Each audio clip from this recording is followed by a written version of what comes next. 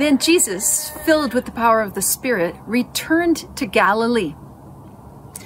And a report went out and spread throughout the surrounding countryside about him. He began teaching in their synagogues and was praised by everyone. Now, when he came to Nazareth, where he had been brought up, he went to the synagogue on the Sabbath day, as was his custom. He stood to read.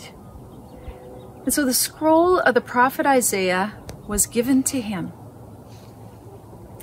He unrolled the scroll, and he found in it the place where it's written, "The Spirit of the Lord is upon me, for God has anointed me to bring good news to the poor.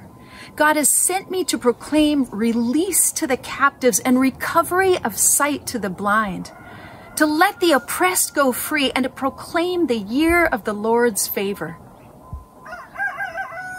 Then he rolled it back up, and he gave it back to the attendant, and he sat down. The eyes of all in the synagogue were fixed on him.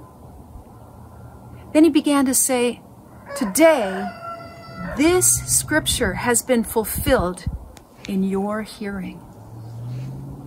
Now, all spoke well of him, and everyone was amazed at the gracious words that came from his mouth. And they said, "Isn't this Joseph's son?" He said to them, "Doubtless you will quote this proverb to me, 'Doctor, heal yourself.'